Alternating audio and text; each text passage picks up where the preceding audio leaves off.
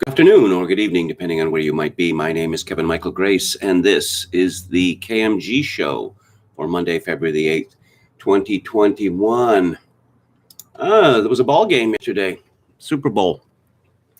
As mentioned previously, I stopped following football some years ago, but Tom Brady was going for his seventh Super Bowl win, and the media, the elite, had decided that that would be very bad because Tom Brady is an old white man. Boo! Yes, we can't have that. But it wasn't even close.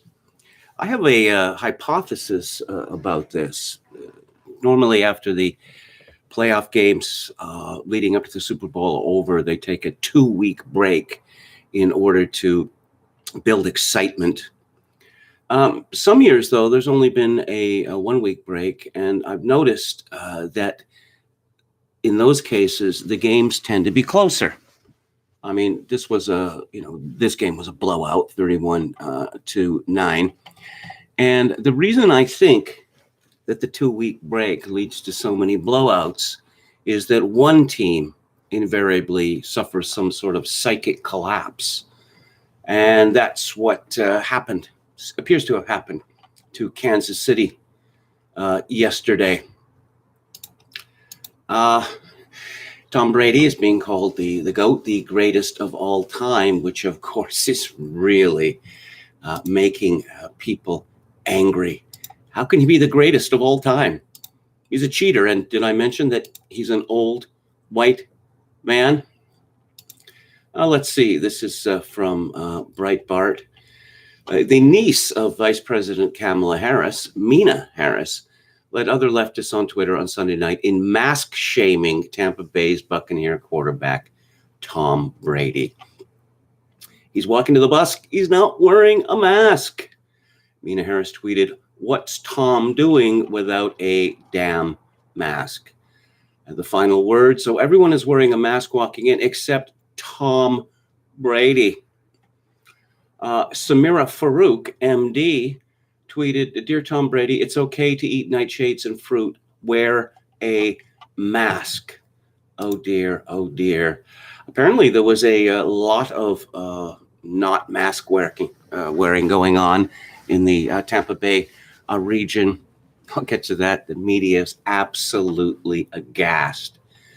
But I don't think yesterday was a very good day for USA Today sports columnist Nancy Armour. You will recall I talked about this last week, that Nancy Armour slammed Tom Brady for his white privilege. And how is he privileged exactly? Well, he doesn't talk about politics. He was seen with a MAGA hat some years ago. And that's about the end of it. Apparently, he's friendly with Donald Trump. But Tom Brady, he needs to be bashed for his white privilege and for apparently being friendly with Donald Trump, but then not explaining himself. You can see why the elite hates Tom Brady. Let's go through the list. 1, handsomest man in the world. 2, greatest ever professional quarterback. 3, gorgeous supermodel wife. It's just so unfair. It's just so unfair. We know whose side Joe Biden was on. He was being interviewed by Norah O'Donnell of CBS, and it's a tough question. Lots of tough questions from the media for Joe Biden. Many people may not know you were once a pretty good receiver yourself back in the day. As a former receiver, which quarterback would you rather have throw to you, Tom Brady or Patrick Mahomes? Yes. And he chose Mahomes. A strange reason. Obviously, Brady is a great quarterback, Biden said. Mahomes seems like he has a lot of potential. I'd probably take a shot with the young guy who we didn't expect as much from. Oh, Patrick Mahomes. Apparently he's had no professional success in his career. Is that what Joe Biden thinks? Yeah. But yes. Let's see. President Joe Biden picks Chiefs Patrick Mahomes over Bucks Tom Brady ahead of the Super Bowl. And Mahomes didn't pass for any touchdowns. He had 2 interceptions. Yes, I understand that his offensive line did a poor job in protecting him. But this is from USA Today's For the Win. Tom Brady's the GOAT, but the Super Bowl MVP should have gone to so many other players. He didn't deserve to be named the MVP of Super Bowl 55, even though he threw 3 touchdown passes in the 31-9 win. And I'd have to think he'd agree with me when I say who should have won that award. Anyone and everyone who played defense for Tampa in their dominant win. That's not how it works. They pick one person, and I suppose most of the time it's the quarterback, because the quarterback is about 40% of your team. And but this is pretty funny. This is from the Daily Mail. Moments before Super Bowl 55 kicked off Sunday night, President Joe Biden and First Lady Jill Biden, isn't that Dr. Jill Biden, Daily Mail, made a pre-recorded appearance to honor the more than 463,000 people who have died from COVID-19 by asking for a moment of silence. Instead, they were booed by some of the crowd. The president said, "Now, as we thank you and all of our essential workers, let's remember we can all do our part to save lives. Wear masks, stay socially distanced, get tested, get vaccinated when it's your turn, and most of all, let's remember all those who we've lost." Instead of a moment of silence, fans in the crowd were heard booing. The boos infuriated many Americans watching at home who took to Twitter. "That didn't sound like a moment of silence," one person tweeted. Another, "Was that a boo I hear from the crowd when Biden asked for us to have a moment of silence for the 400K plus lost during COVID-19? Wow, that speaks volumes." I didn't watch the halftime show. The Weeknd said that he was spending $7 million of his own money to put on a spectacular show. And I thought, you're doing it wrong. The network, the NFL, is supposed to pay for this. During the pregame show, Miley Cyrus appeared, and I'm looking at pictures of her in the mail. Everything this woman does is ugly. Every single thing. She has adopted ugliness as her motivating principle. Miley Cyrus turned out an emotionally charged performance of her hit single Wrecking Ball, a Super Bowl pregame concert in Florida on Sunday. The 28-year-old singer had stepped up to the microphone to perform the 2013 song at the TikTok tailgate concert when she broke down in tears and needed to stop. As she sang the lyrics, "Don't you ever think I just walked away? I will always want you," Miley's voice went quiet and began to crack. Liam Hemsworth dodged a bullet there. Dodged a bullet. That's the only way that one can describe it. You know, I've talked of Brad Pitt and his marriage difficulties.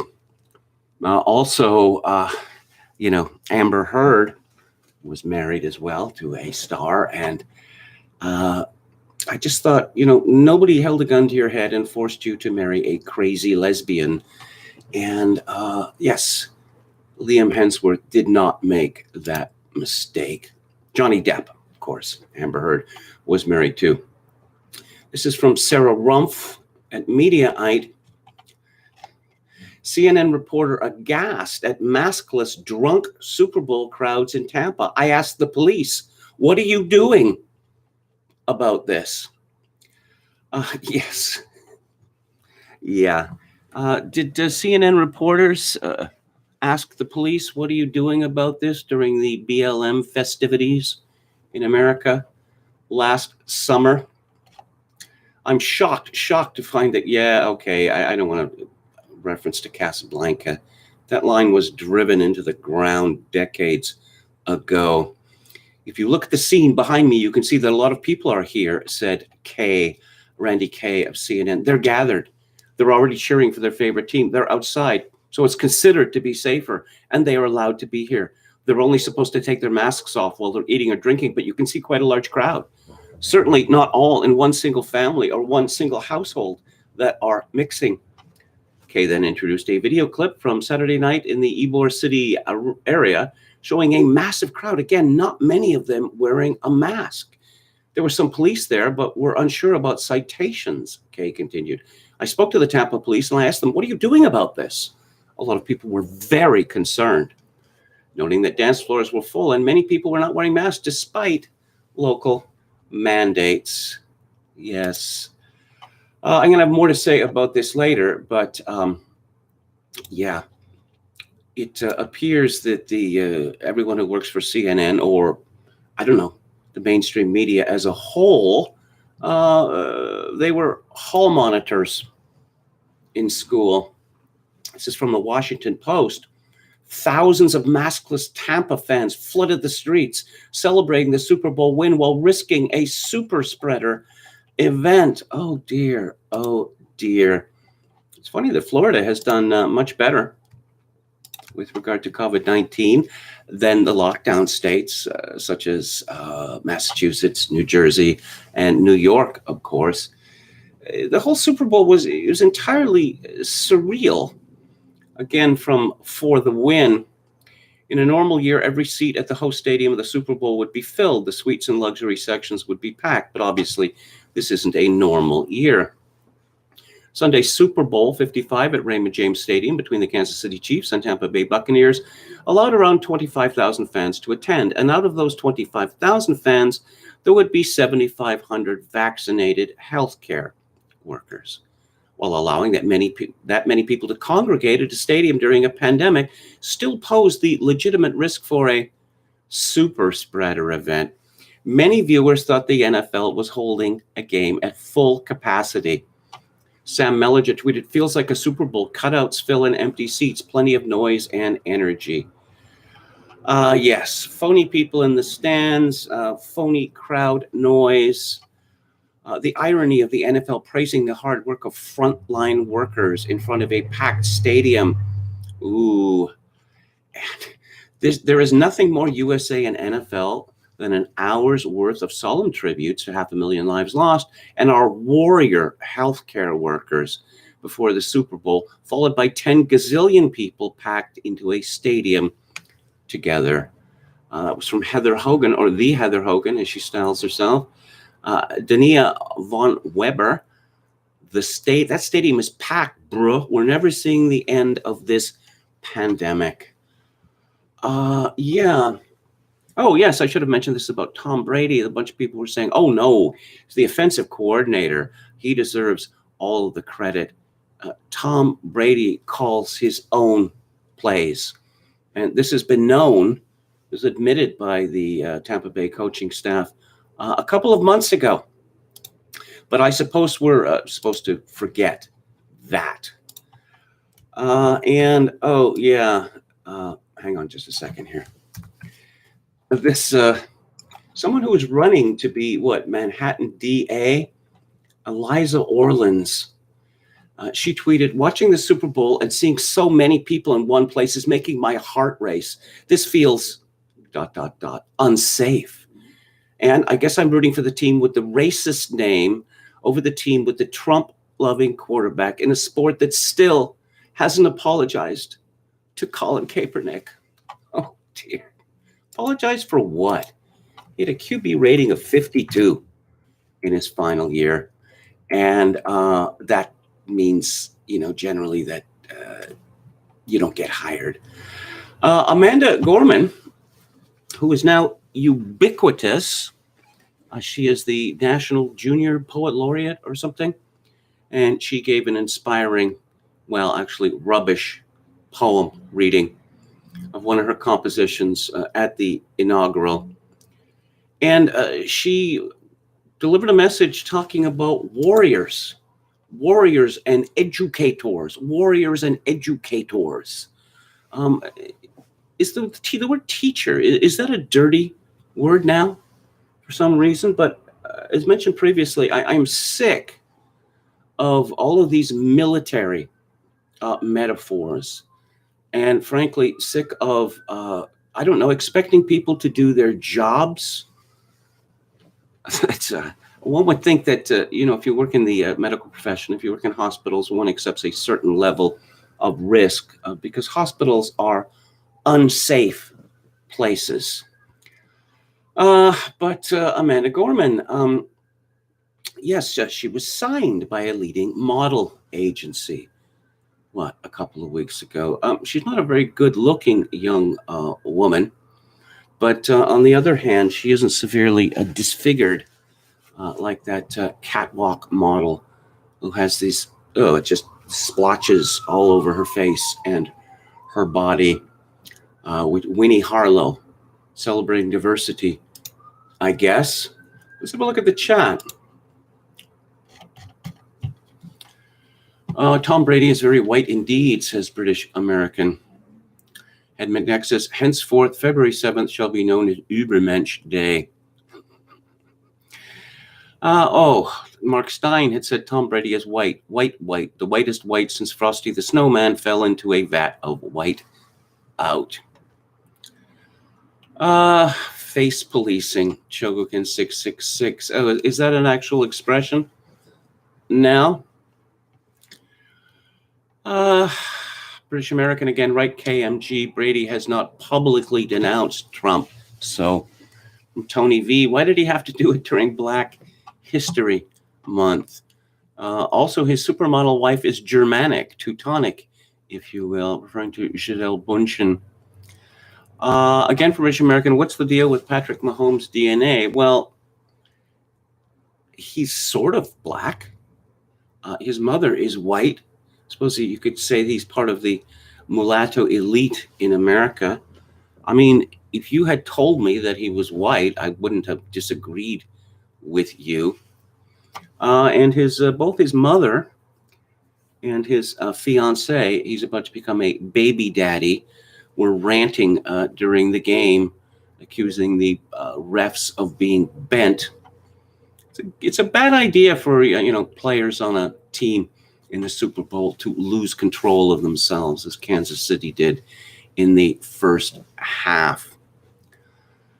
Let's see. No mask in Tampa. Won't somebody think of the children, says Head McNeck.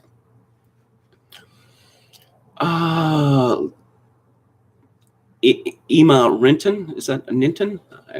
The halftime show was one of the worst I've ever seen. Color revolution, absurdity, mass hoax, and calumny. This is the state of things, comrades, says Chogokin 666. Has anyone seen? Oh, there's people talking about Angelina Jolie. I remember it was around 1997.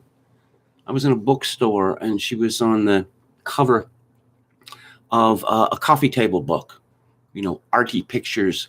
And it's that pose where the woman has just come out, her head has just come out of the swimming pool. And I was looking at this, staring at it so hard that I nearly ran into a wall. But then for some reason, Angelina Jolie decided that she wasn't happy with her face and had all of these things, bits of plastic inserted into it. Like, what is wrong with her? What is wrong with her? People talking about George Clooney's wife. Yeah, that's always seems sketchy as far as I can see. I mean, that is the best woman that George Clooney could get. Neil Terry says, ahem, petty tyrant libs with empty lives just have to force politics and their inane social commentary into everything. Sports, art, Oreo cookies, everything. Chogokin 666, was she wearing that ridiculous halo thing? She was wearing this very strange jacket. Don from Beyond says, Central Florida, I was maskless picking up DoorDash order at local restaurant. Customer with thick accent, where's your mask? Me, I have exemption. Should have added, in America, we mind our own business. Yeah, I suppose that was once the case. Certainly isn't anymore. Let's talk about Glenn Greenwald. This is from the Mail. The media Stasi, Glenn Greenwald slams culture of junior high hall monitor tattling among prominent woke journalists that is like East German citizen surveillance. He did this in a piece on Substack that was released Sunday. In it, Greenwald points to New York Times reporter Taylor Lorenz, who falsely accused a tech investor of using the word retarded during an online chat she was monitoring. Greenwald also name-checks CNN's Brian Stelter and Oliver Darcy, NBC's Ben Collins and Brady Zadrozny, and the Times' Mike Isaac, Kevin Roos, and Shira Frankel, calling them hall monitor reporters. He writes, a new and rapidly growing journalistic beat has arisen over the last several years that can be best described as an unholy mix of junior high hall monitor tattling and Stasi-like citizen surveillance. They have insufficient talent or skill and even less desire to take on real power centers, so settle on this penny ante trivial bullshit, tattling, hall monitoring, speech policing. Greenwald announced his resignation from The Intercept, the site he co-founded in October, claiming editors censored an article he wrote criticizing Joe Biden. He added Sunday, these examples of journalism being abused to demand censorship of spaces they cannot control are too numerous to comprehensively chronicle. Yes, they have a vested interest in silencing their competitors on social media. Wouldn't it? Can't we go back to the good old days when, there were just newspapers and no other, if you didn't get in the newspaper, no one would ever hear from you. Can't we go back to those good old days? Greenwald accuses Darcy of sitting around with Brian Stelter, petulantly pointing to people breaking the rules on social media and demanding tech executives make the rule breakers disappear. He refers to a little crew of tattletale millennials at NBC and their twerpy work as scrolling through 4chan boards. Greenwald says that leaves the U.S. with the unimaginably warped dynamic in which U.S. journalists are not the defenders of free speech values, but the primary crusaders to destroy them. They do it in part for power, to ensure nobody but they can control the flow of information. They do it partly for ideology and out of hubris, the belief that their worldview is so indisputably right that all dissent is inherently dangerous disinformation. And they do it from petty vindictiveness. They clearly get aroused, find otherwise elusive purpose by destroying people's reputations and lives, no matter how powerless. And I'm looking at this rogues gallery here. I'm rather struck by Brady Zadrozny of NBC, who has the problem glasses to beat all problem glasses. Glasses and beards. Mike Isaac of the New York Times has one of the smuggest looking mugs I have ever seen. And Shira Frankel, it's just a picture on a screen, but I'm going to have to scroll away from it because she is frightening me. Yeah, Taylor Lorenz, on the other hand, has a nice smile, but she falsely accused a Silicon Valley fellow of using the R word. Yeah, okay. And I suppose this follows from the firing of Donald McNeil Jr. from the New York Times. Someone pointed out to me on Twitter, he is a very masculine-looking individual for one associated with the Times. So I suppose it was just inevitable that he would have to be canned. This is from two hall monitors at the Daily Beast, Blake Montgomery and Lachlan Cartwright. New York Times star reporter Donald McNeil exits after Daily Beast expose. The New York Times Friday announced the ouster of science and health reporter Donald McNeil Jr., who the Daily Beast reported had allegedly used racist language while on a 2019 trip with students to Peru. McNeil, formerly the paper of record's top reporter on COVID-19, leaves amid fallout from an incident that occurred during a Time-sponsored educational trip to Peru when he used the N-word and made other racist comments, according to complaints first reported by the Daily Beast. At least 6 students or their parents claimed McNeil had made racist and sexist remarks throughout the trip. I should not have done that, McNeil confessed in a Friday email shared with Time staff. Originally, I thought the context in which I used this ugly word could be defended. The science reporter further described the N-word incident as having occurred during a dinner discussion about the use of racial slurs, in which one student on the trip asked whether a classmate should have been suspended for using racist rhetoric in a video. To understand what was in the video, I asked if she had called someone else a slur or whether she was rapping or quoting the book title. In asking the question, I used the slur itself, McNeil wrote. He apologized for extraordinarily bad judgment to both the staff of the Times, singling out those he worked with closely, and to the students on the trip. I'm sorry I let you all down. Never apologize, never explain. Now, interesting that he used this word rapping, which kind of gets to the heart of it, because many Black people use that word dozens, hundreds of times in a day. And I think that it would be difficult to be a Black person in America and not hear that word mentioned by your own people many times a day. But apparently, when a white person uses that word, it is, it's unsayable. It's a new tetragrammaton. It just, no, can't be said, but by white people or people who aren't Black. And, I suppose when that became the rule, then it was fairly obvious, who had won the culture war. McNeil's behavior on the trip had been hotly debated among Time staffers, including some who took part in a meeting with editor Dean Baquet and assistant managing editor Carolyn Ryan last Friday. At the meeting, Pulitzer Prize winner Nicole Hannah-Jones said she planned on calling the parents and students on the trip to determine what McNeil had said and in what context. You don't want Nicole Hannah-Jones after you. No, you don't. I could point out that she looks like a Gorgon, which she does. She calls herself some weird title on Twitter.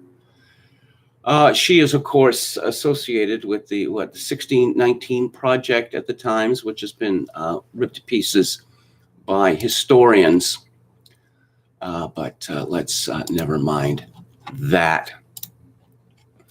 John McWhorter has a piece on Substack on this question.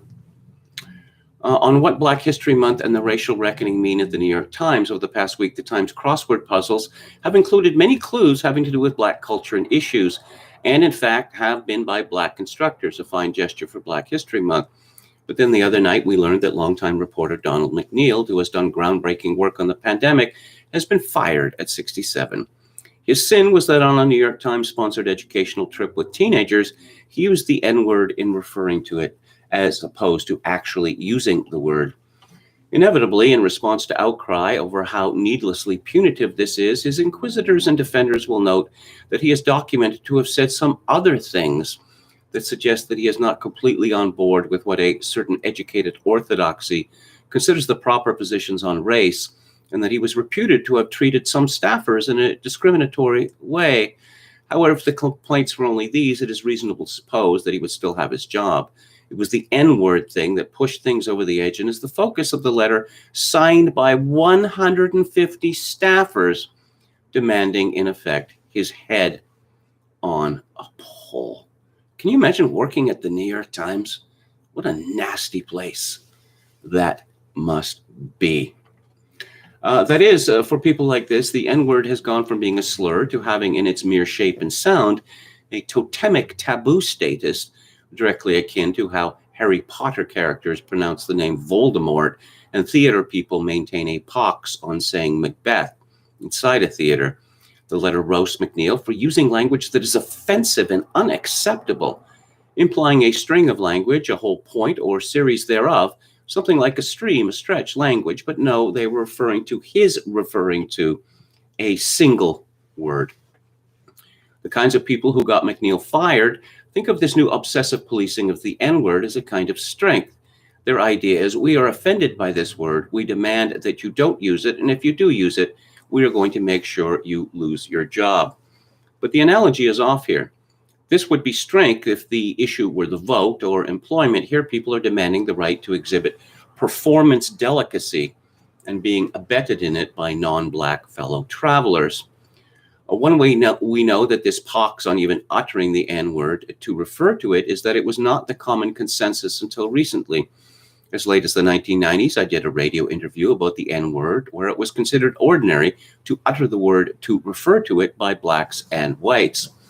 I have in my memory endless casual sentences uttered by thoroughly enlightened, sensitive white people from the 1970s through to 2010, where they use the word to refer to it with no one batting an eye because the difference between use and reference is so blindingly obvious. One thing I've been doing to get through the pandemic is to watch my way through the whole run of The Jeffersons, 11 seasons. And in one episode, White Tom objects to Black George always calling him hunky by asking, suppose I called you, and then he uses the N-word. That was fine then, but would qualify as a very special episode today on Blackish. The only difference is that what was a nasty slur in 1977 is today also treated as a taboo. Even Times executive editor Dean Baquet understands this, one can tell. He at first retained McNeil after an apology, but has now caved to this body of ever-aggrieved Times workers. I guess after they managed to hunt out James Bennett, Barry Weiss, and now McNeil, Baquet worries that he might be next, or maybe it's a matter of racial loyalty to him. It is not mine to know.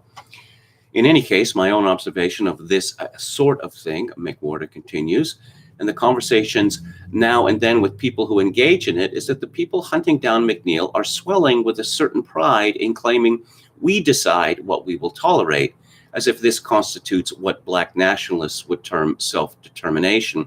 But the issue is whether what is being determined for the self is good for the self in question.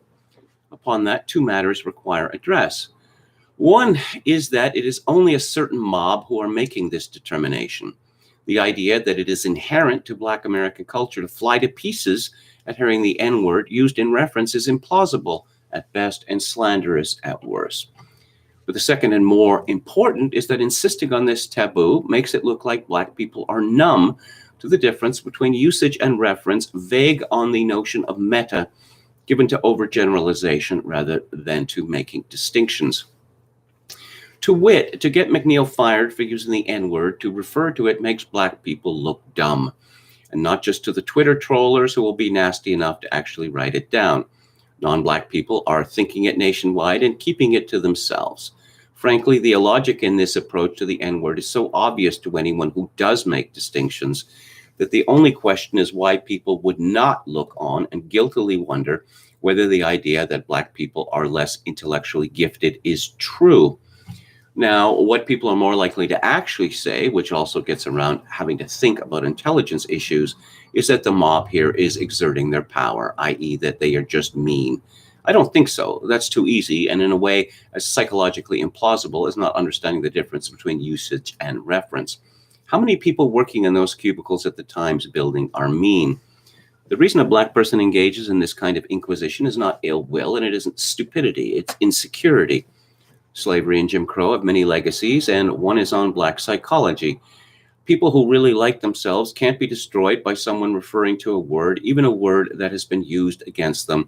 If the blackest thing you can do is to get someone canned for referring to a slur, we see that the frame of mind that famously led Black kids to choose white dolls in the 1950s experiment lives on. It's pretty simple. If you are genuinely proud, then you spontaneously recoil from the idea that some stuff somebody says in passing can hurt you. You'd be embarrassed to engage in the transaction. And if you really like yourself, it takes a hell of a lot more than some cranky stuff a Donald McNeil says one day to ruin your day or even affect it in the slightest. And if you doubt me on that because I'm not a psychologist, I beseech you simply to seek out a psychologist and ask one. And yet it's contrarian black writers like me who are supposed to be self-hating. I have to say I disagree with McWhorter slightly, because the studies show that black people, black Americans, have high self-esteem, not low self-esteem. So what's the explanation? Well, I just think they do it because they can. And, it's a powerful feeling to know that your disagreement with someone can destroy that person's life. I mean, that is real. That is real power. I was talking about this long essay in Associated Press last week. Apparently there's race war in America, and black people are being cut down with impunity by white people. And I asked the question, who is afraid of whom in America? That it's got to the point now where people are genuinely terrified to use a certain word, even referring to it, say in the context of condemning racial bigotry. They're absolutely terrified. Oh, have you ever used that word? Now, I have used it in the context of referring to it in print, but I'm sure that there are many, many journalists in America who are absolutely terrified that something that they wrote from the 70s, 80s, 90s, or the first decade of the 21st century is going to be exhumed. Look, you used the N word. You spelled it out. And then, it's too late for apologies by that point. Let's have a look at the chat. Jokerkin666 says, I disagree with McWhorter here. I think there is a large cohort that are mean-spirited and racist. They revel in holding the whip, even if materially detrimental. John S. says, yep, they enjoy flexing their power over us, obviously. Roulette Crack said, I have never, ever even said that word, Your Honor. Glib Medley says, when some are able to use a word that condemns all others to ostracism or worse, they have established themselves as a priestly class. Yes. Well said. DVDs of the first 2 seasons of Mad Men are on the way. Mad Men had a big disclaimer at the start of their blackface episode, but ran it in full. Actually, I was watching a cartoon on MeTV, and they actually had a whiteface joke in the cartoon, which kind of shocked me. I mean, I was pleased to see that it wasn't censored.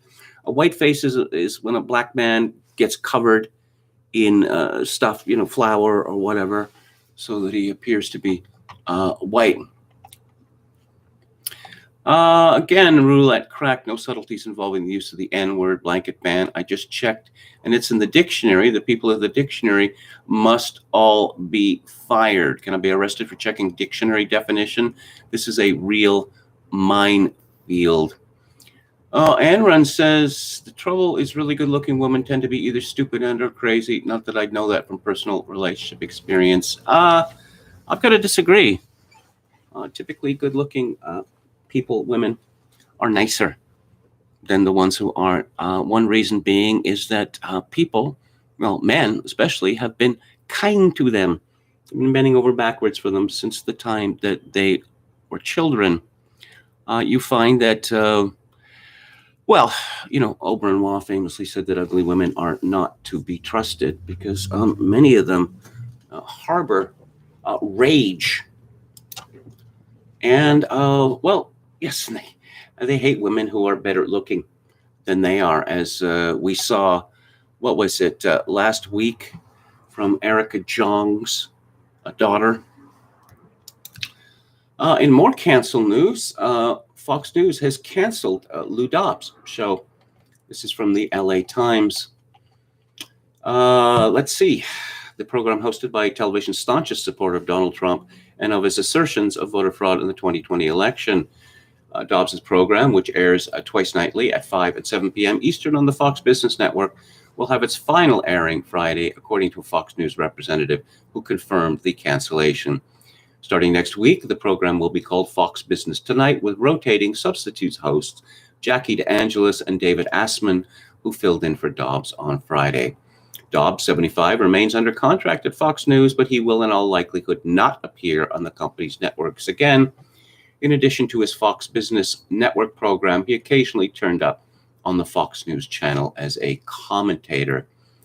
The cancellation comes a day after voting software company Smartmatic filed a $2.7 billion defamation suit against Fox News and three of its hosts, Dobbs, Maria Bartiromo, and Janine Pirro.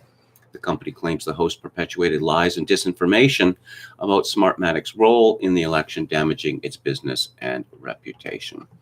But people familiar with discussions say the decision to end Dobbs's program was under consideration before the legal issues with Smartmatic arose. Fox News said it stands by its 2020 election coverage and will defend this meritless lawsuit in court.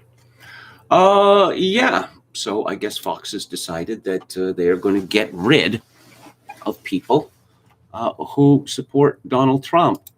That happens to be a very large part of their audience, but you can't put a price on justice, can you? I was speaking last week about NGOs and the power that they have. This is from the Washington Post. Democracy dies in darkness, never forget that. After Capitol riot, desperate families turn to groups that deprogram extremists. This is by Paulina Villegas and Hannah Knowles. Her brother couldn't make it to the U.S. Capitol January 6th, but she worried that he would join a new insurrection, that one day he would be one of the people on TV. So your brother wasn't even at the Capitol on January the 6th, but you are still panicking. Okay. The woman in her 30s asked her family to make plans, she said, hoping to keep her brother busy. Then she contacted a nonprofit group called Parents for Peace that seeks to pull people back from extremism, hoping to save him after years of dismay at his hatred of Muslims and Mexicans, and now alarm at his anger over the presidential election. How would she have heard of this group, Parents for Peace? Dissecting her brother's life and their relationship in weekly sessions, she started to wonder whether she was part of the problem. The woman, who did not want her name or location made public so as to not upset her brother, is part of a surge of desperate families and friends calling organizations that aim to de-radicalize and deprogram extremists across the ideological spectrum. Such organizations say demand for their free services has never been higher, particularly since, how many people had even heard of these organizations until this story? Parents for Peace, a 10-person operation of mostly volunteers, says calls to its national helpline have tripled since the beginning of the coronavirus pandemic, with a growing number of younger people being groomed in white supremacist ideology.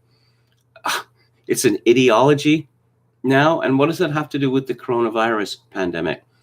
After supporters of then-President Donald Trump stormed the U.S. Capitol on January 6th, the intervention groups have experienced a deluge of calls related to the attack, as well as to conspiracy theories and QAnon. With the federal government sounding some of its strongest alarms yet about the threat of domestic extremism, these groups say they offer a way forward. Often staffed in part by the formerly radicalized, they are on the front lines of the fight against right-wing extremism, a growing threat that is in the spotlight, but which experts argue has long been neglected. Yes, I suppose it wasn't until, January 6th that the word went out, that just to declare war on white people. That's what it's come to. So let's see. It's strange. How do they get there? How do they get into these organizations? Chris Buckley, a war veteran and former Ku Klux Klan member, is with Parents with Peace. Why would I take advice from some idiot who joined the KKK? Who founded this group? Where did the money come from for these organizations? Let's see, Chris Buckley rejects arguments that anyone is too far gone for help, drawing on his experience with heavy drug addiction. This guy's the whole package.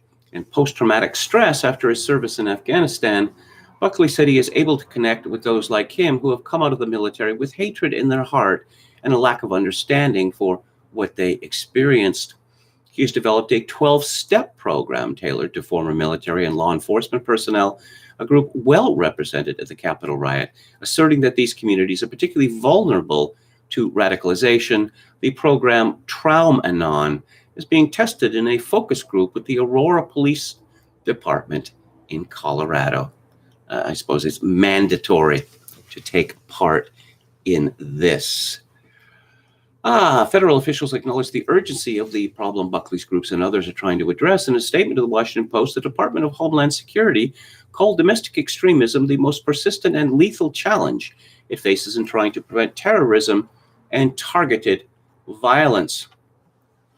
But as the private and public sectors search for ways to deal with the rising tide of right-wing extremism, experts and members of de-radicalization groups argue that under the Trump administration, the issue either was exacerbated or at best disregarded. Trump rang the bell of nationalism, spoke to a lot of people who were not living by ideology, but were frustrated for economic reasons and had other grievances. And of course, ideology has nothing to do with economics. No. That's a crazy notion. This from Sammy Rangel, a founder of Life After Hate, a group established in 2011 that helps people leave the violent far right. In 2016, the federal government launched a $10 million grant program to fight violent extremism around the country, funding groups including county sheriff's offices and nonprofit organizations, though DHS says most of the projects addressed all forms of violent extremism. Critics argued that the grant program neglected the far right while focusing on Islamist extremism. So much hate out there, and so many NGOs. I think Minnesota is going to, as the kids like to say, get lit real soon. This is from the Star Tribune. Woke revolution looms for Minnesota schools. New education standards in Minnesota drafted by demographic special interest groups and organizations with an aggressive political agenda. The story by Catherine Kirsten. Minnesota parents, are you ready for the coming woke invasion of your child's public school? By 2022, as your first grader is learning that 2 + 2 is 4, the Minnesota Department of Education intends to mandate that she also learn to recognize stereotypes, biased speech, and injustice at the institutional or systemic level. I wouldn't expect a 6-year-old to understand the words institutional or systemic, but your middle schooler will be drilled in how his identity is a function of his skin color. Your high schooler will be required to explain how Europeans invented whiteness and that America's 19th century westward expansion was the shameful product of whiteness, Christianity, and capitalism. Yep, all the major hate groups there. Not what you signed up for? Take a look at the new K-12 social studies standards that the Minnesota Department of Education is proposing to replace the current standards. If these new standards are adopted, the next generation of Minnesota citizens will not only be uninformed, but scandalously misinformed about our nation's history and democratic institutions. They will, however, be programmed to become the next generation of woke social activists, having spent their public school years immersed in the lingo and thought world of the progressive left. The new standards focus primarily on cultivating politically correct attitudes and commitments rather than preparing students to take on the duties of citizenship by ensuring they understand the chronological story of the key events, actors, and ideas that shaped American democracy and the larger world. George Washington and D-Day rate no mention, although they were highlighted in earlier versions of the standards. Abraham Lincoln and the Battle of Gettysburg are omitted. But students study a partus sequitur ventrum, the legal principle adopted in Virginia in 1662 that a child follow the slave or free status of its mother. World history from classical Greece and Rome to World Wars I and II, a major focus of the current and original 2004 standards has been virtually eliminated. In its place, for example, as young people study where buildings can and cannot be built in the US, they will learn about feng shui, a pseudoscientific Chinese practice that Merriam-Webster defines as configuring a site or structure to harmonize with the spiritual forces that inhabit it. Feng shui is witchcraft, actually, straight up. MDE educrats acknowledge the proposed standards mark a shift in approach to standards and social studies learning. That shift is, in fact, a revolution. MDE's proposed standards state that the purpose of social studies is to prepare students to address powerful social, cultural, and political inequities by examining their identities, becoming conscious and critical of their own biases and those of the larger society, and examining various inequities' connections to other axes of stratification, including gender, race, class, sexuality, and legal status. Axes of stratification, the username available. The ideology that powers the draft standards is racial identity politics, a core tenet of today's fashionable woke agenda. The standards drill relentlessly into students' heads that their skin color defines who they are and how they see the world, directly contradicting the Reverend Martin Luther King Jr.'s colorblind ideal. Indoctrination and identity politics under these standards would start in kindergarten, where 5-year-olds will identify surface and deep characteristics of different ways of being, identity. 4th graders are coached on how one's identity and biases influence decisions about how to use a space. 7th graders are exhorted to define race and ethnicity from different perspectives and make connections to one's own ways of being, identities. Yeah. I see Catherine Kirsten, who wrote this op-ed, as a senior policy fellow at the Center of the American Experiment. So what are we going to have in Minnesota? We're going to have a generation of ticking time bomb, white children who've been taught to hate themselves. How could that possibly go wrong? Oh, and yes, and Facebook is got involved in a big way with COVID-19, specifically what one can and cannot say. Oh, and look, here's a missive from Mike Isaac, a smug-looking fellow I was talking about a few minutes ago. Facebook says it plans to remove posts with false vaccine claims. Oh, and there's an example here with people holding signs. Anti-vaccine protesters shout and wave signs at healthcare workers in Tampa over the weekend. Some of the signs say COVID-19 vaccine makers are exempt from liability. That is true. COVID-19 vaccine uses risky new mRNA technology. Well, yes, it's not a vaccine as traditionally understood. There's another sign talking about side effects of vaccines. And yes, and Facebook is not going to allow this anymore. Oh, Mark Zuckerberg has been a staunch proponent of free speech across Facebook. Oh, okay. All right. Facebook has been criticized for that stance, including for allowing President Donald J. Trump to remain on the platform until after the January 6th riot at the U.S. Capitol. For years, public health advocates and outsized critics took issue with Facebook's refusal to remove false or misleading claims about vaccines and for leaving anti-vaccination groups untouched. That led to a surge in false vaccine information, often from people or groups who spread other harmful misinformation across the site. Yeah, so false.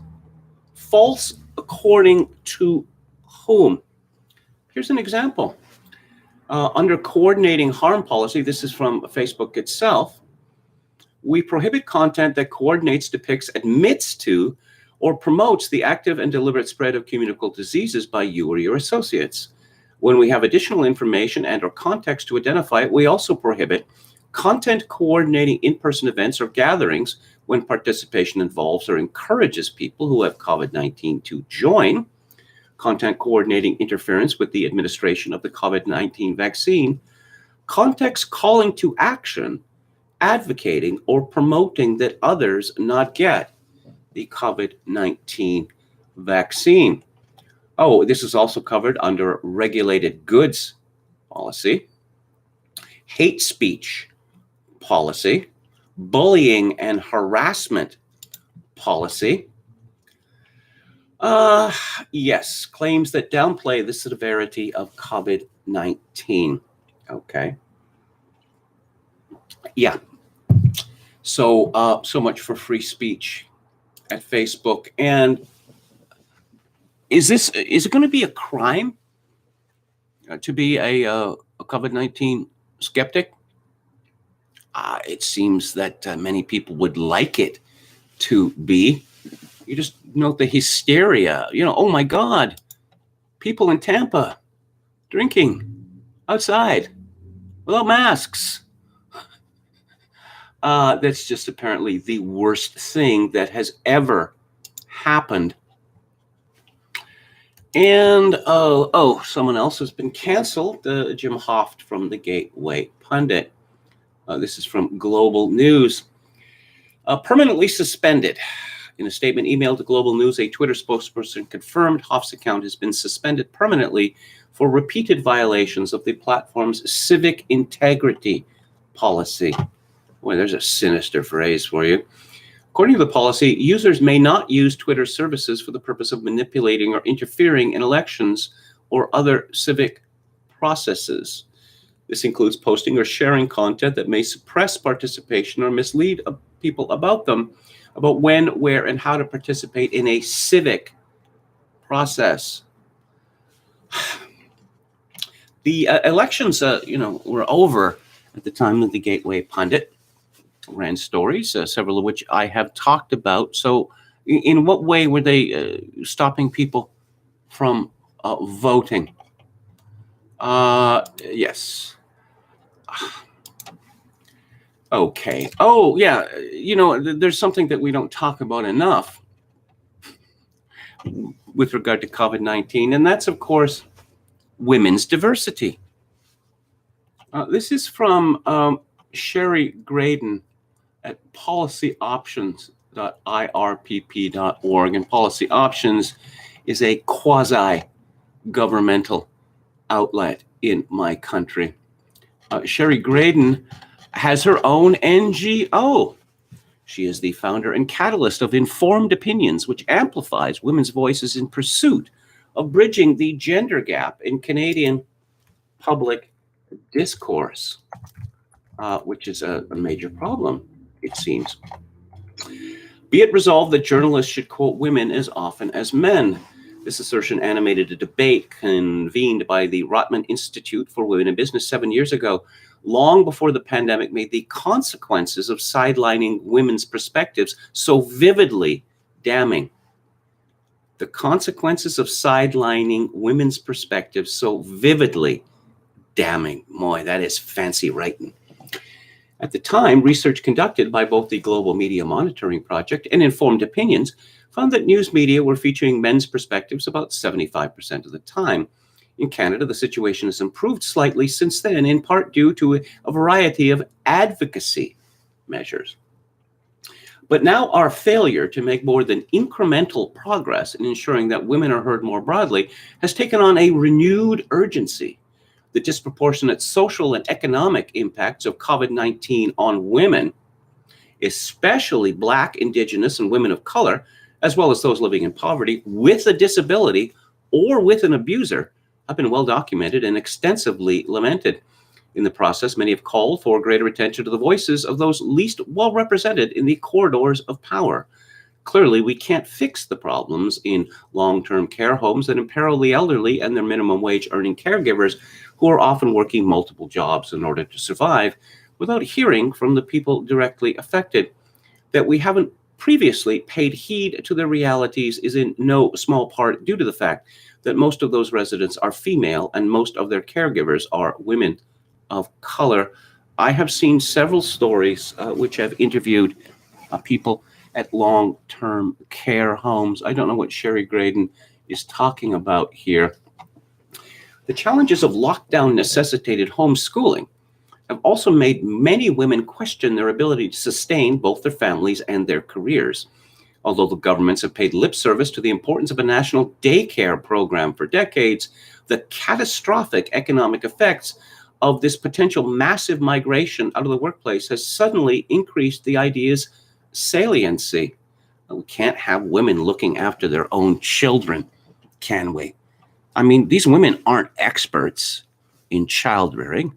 I think every child obviously deserves, it demands to be raised, to be taught by experts, which is infuriating when you think about it. Is that what it takes, a global pandemic and millions of deaths worldwide, to remind the people who hold power to consider the realities of those who don't? Yeah, okay. Is this story?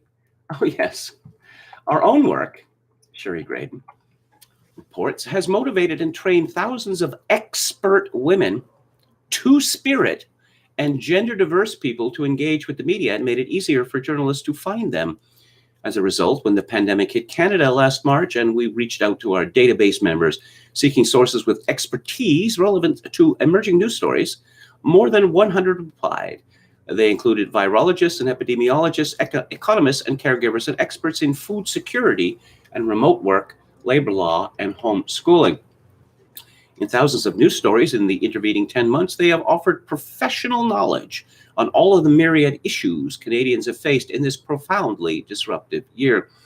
As importantly, that knowledge has been informed by their personal experience as women, two-spirit, and gender-diverse individuals. I should explain that two-spirit refers to Native Indian homosexuals, and we're all supposed to use that word now.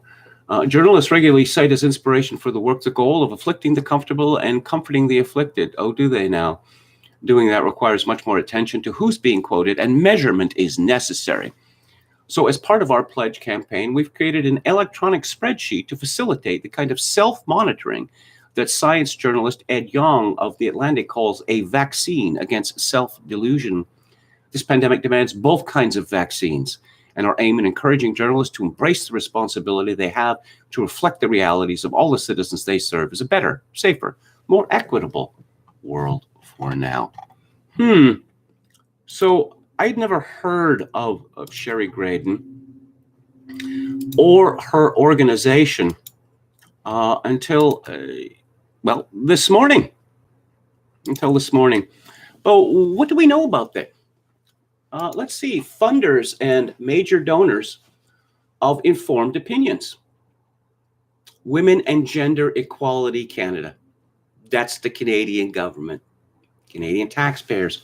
Oh, and the Canadian Women's Foundation. Guess who supports the Canadian Women's Foundation heavily? Why, that would be the Canadian government. All sorts of different departments, many different departments. Women and Gender Equality Canada, Women and Gender Equality Canada, Gender Equality Network Canada Project, Public Health Agency of Canada, Building the Field Project, Employment and Social Development Canada, Roadmap to Future Workplaces Project, Employment and Social Development Canada Investment Readiness Program, and Women and Gender Equality Canada, Gender Equity Rural Remote Northern Project. Now, it seems to me that it would be ethical for any story written by Sherry Graydon to have a disclaimer at the bottom that her organization is essentially an outlet of the government. That if this is what they call astroturfing. And we have this we have this informed opinions, and this woman seems to know what she's talking about. Where does the money come from? Where does it come from? That it's wicked to me, the idea that the government of Canada, and they do this all over the place. Oh yes, This group, which is not the government, says that the government should do A, B, C, D, and E. Oh, and where does this group get its money from? The government. Do you think that the group is going to continue to get money from the government if it offers up opinions which the government disagrees with? No, I don't think so. And I think it was a big mistake that Stephen Harper made when he was Prime Minister of Canada, that all such organizations should have been zeroed out of the Canadian budget. Move on to lockdown skeptics here. The latest news by Jonathan Barr. The AstraZeneca vaccine has faltered again against the South African variant, with a new study carried out by the University of Oxford and the University of Witwatersrand, finding that it offers only limited protection. The revelation prompted South Africa to suspend its rollout of the Oxford vaccine. AstraZeneca is working on a booster that will provide robust protection against the South African that is due to be ready by the autumn. How many jabs are people going to have to get? And are they going to be forced to get these jabs?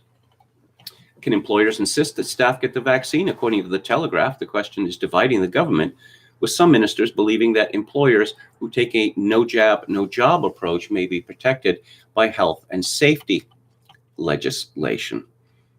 Lockdown skeptics comments, but wouldn't this be a breach of the right to consent, whereby the law protects people from receiving a medical treatment unless they've explicitly consented to it?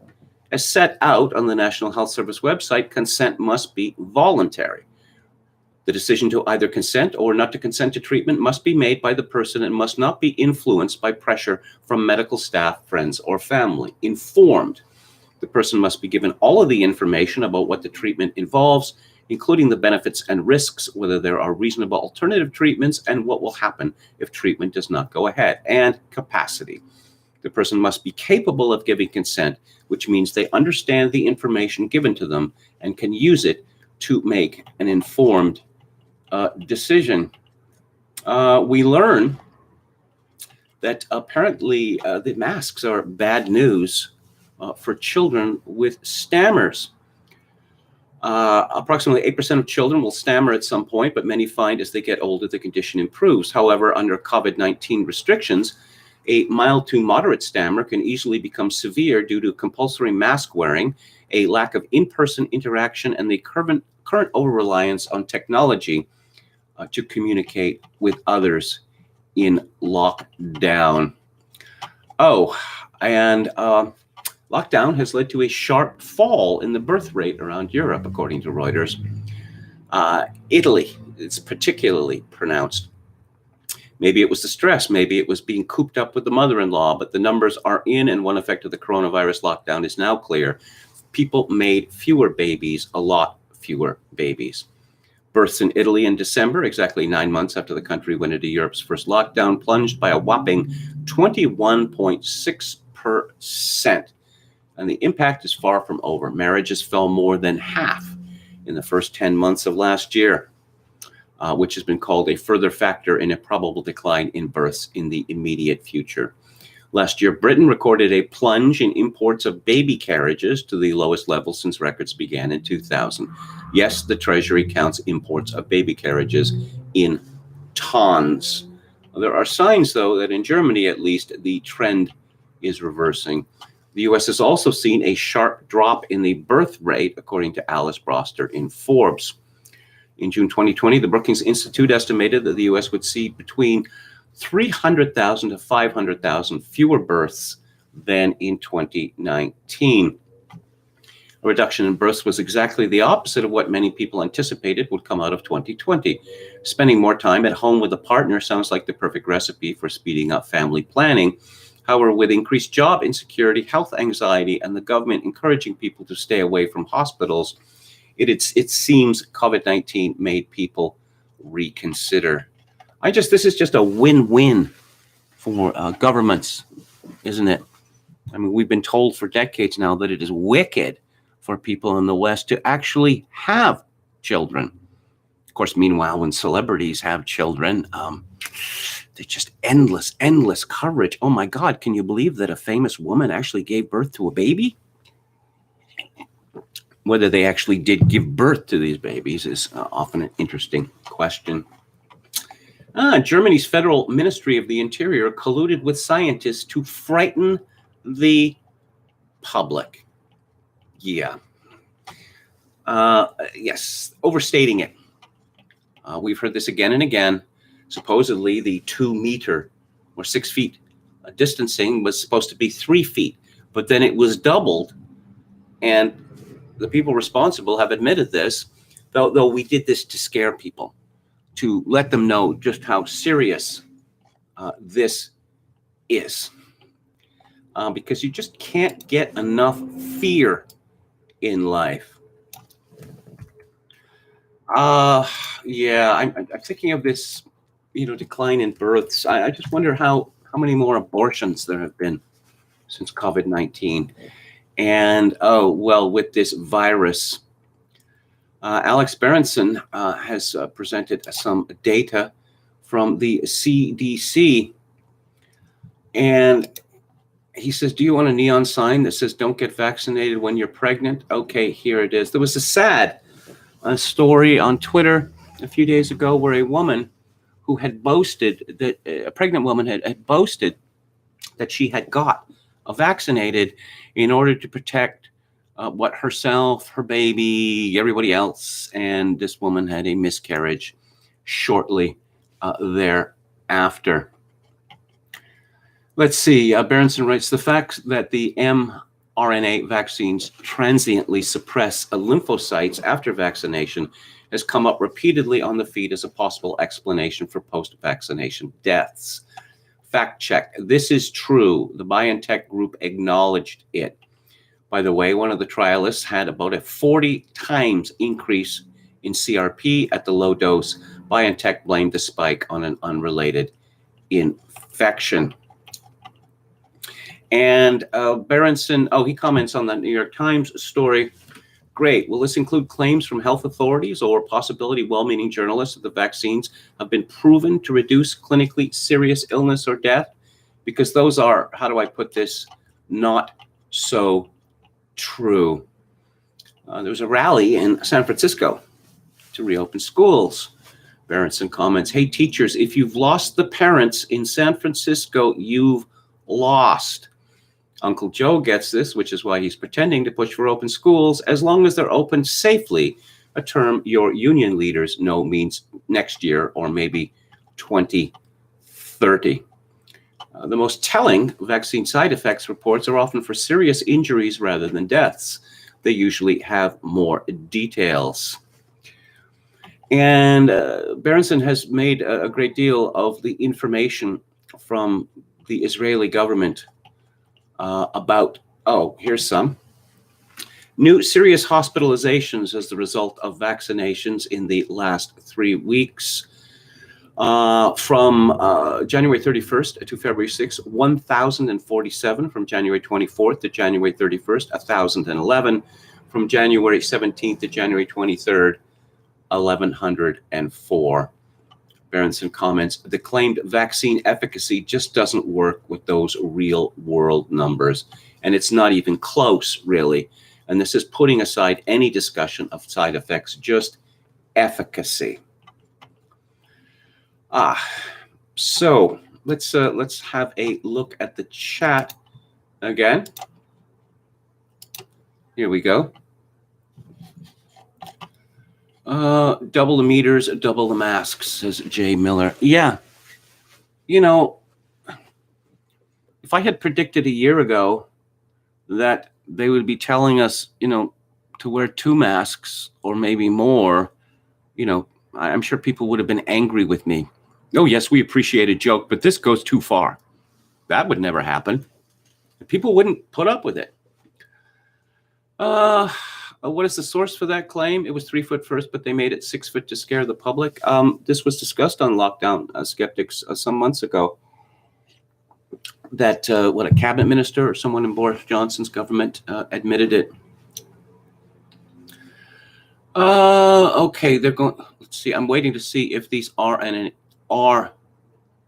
A cells will grow them a third leg. Says Diberaeus.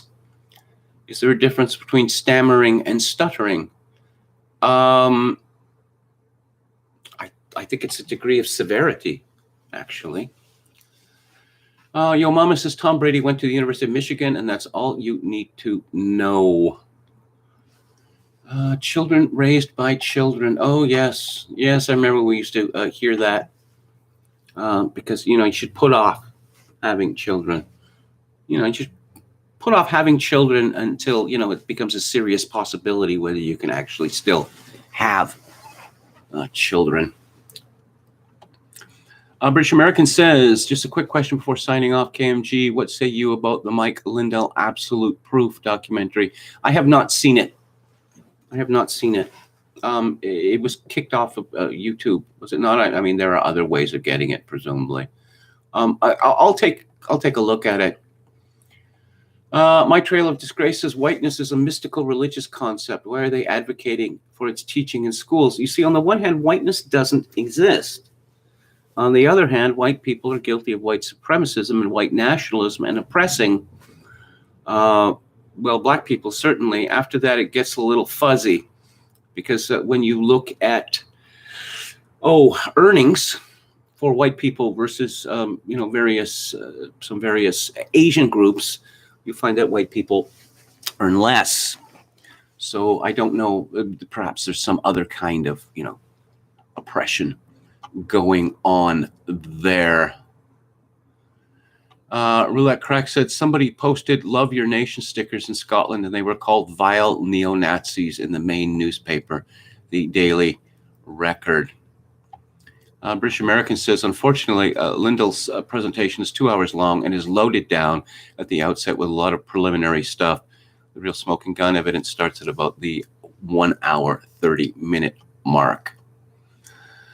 Gamian says, just ordered a skillet, another cookware from Nordic Ware made in Minnesota. Feels good not to order China crap from Amazon.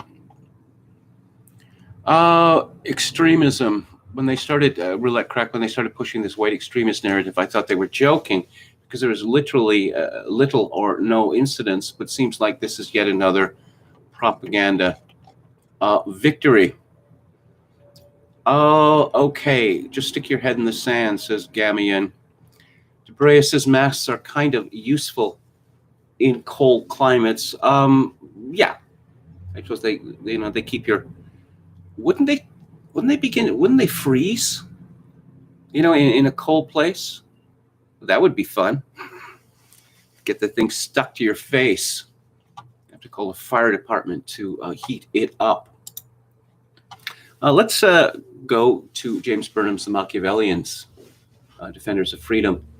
And James Burnham is discussing the Italian political scientist Gaetano Mosca. With all ruling classes, Mosca shows that it's possible to distinguish two principles, as he calls them, and two tendencies. These are, it might be said, the developmental laws of the ruling classes. Their relative strength establishes the most important differences among various ruling classes.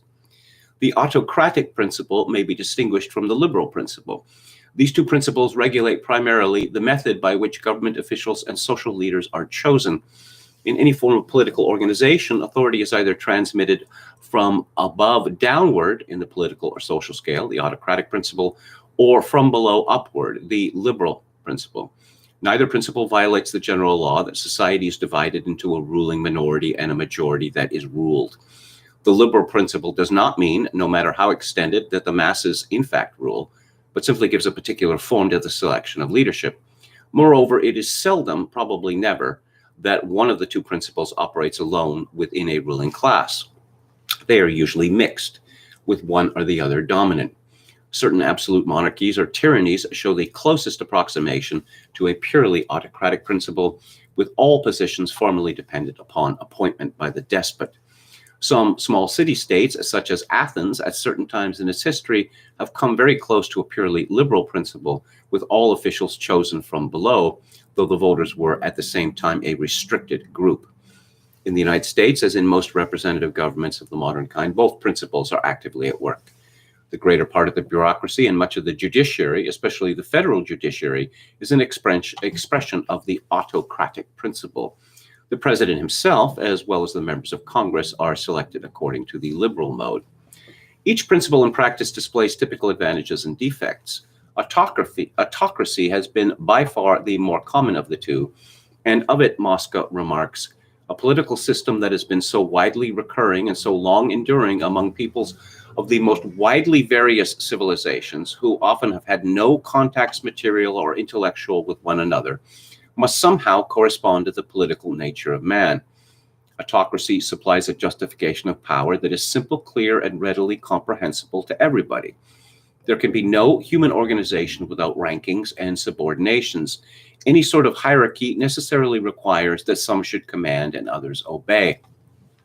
And since it is in the nature of the human being that many men should love to command and that almost all men can be brought to obey, an institution that gives those who are at the top a way of justifying their authority and at the same time helps to persuade those who are at the bottom to submit is likely to be a useful institution. Autocracy, moreover, seems to endow societies over which it operates with greater stability and longer life than does the liberal principle. When autocracy is functioning well, it can bring about the deliberate selection of the ablest leadership from all strata of society to perform the various tasks of the state. However, in compensation, autocracy seems unable to permit a free and full development of all social activities and forces.